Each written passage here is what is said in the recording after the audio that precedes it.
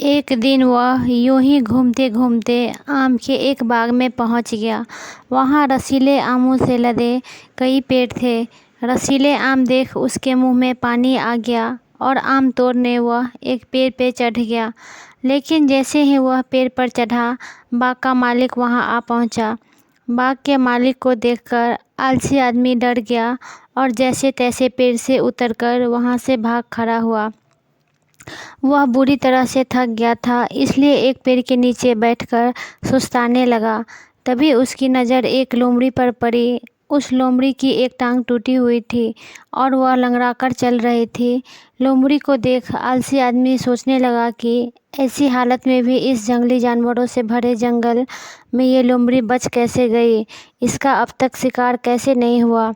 जिज्ञासा में वह एक पेड़ पे चढ़ गया और वहां बैठकर देखने लगा कि अब इस लोमड़ी को साथ आगे क्या होगा।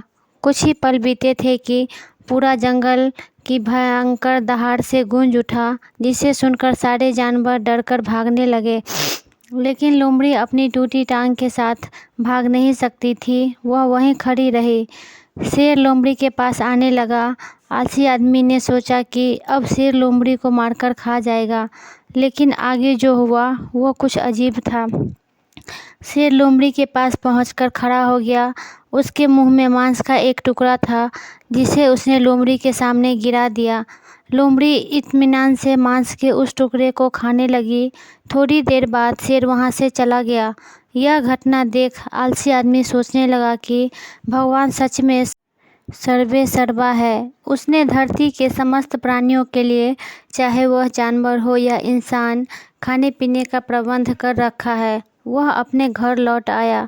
वह आकर एक दिन तक बिस्तर पर लेटकर प्रतीक्षा करने लगा कि जैसे भगवान ने शेर के द्वारा लोमड़ी के लिए भोजन भिजवाया था, वैसे ही उसके लिए भी कोई न कोई खाने पीने का सामान लेके आएगा।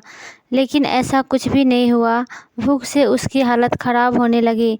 आखिरकार उसे घर से बाहर निकलना ही पड़ा। घर के बाहर उसे एक पेड़ के नीचे बैठे हुए बाबा दिखाई पड़े। वह उनके पास गया और जंगल का सारा वृत्तांत सुनाते हुए बोला, बाबा जी, भगवान मेरे साथ ऐसा क्यों कर रहे हैं?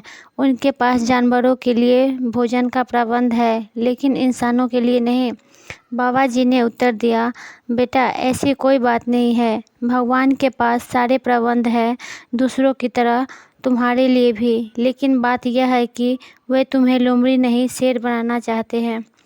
हम सबके भीतर क्षमताओं का असीम भंडार है, बस अपनी अज्ञानतावश हम उन्हें पहचान नहीं पाते हैं और स्वयं को कमतर समझकर दूसरों की सहायता की प्रतीक्षा करते रहते हैं। स्वयं की क्षमता पहचानिए और दूसरों की सहायता की प्रतीक्षा मत करिए। इतने सक्षम बनिए कि आप दूसरों की सहायता कर सके। दोस्तों, अगर आपको ये कहानी अच्छी लगी हो तो मेरे वीडियो को लाइक एंड चैनल को सब्सक्राइब कीजिए।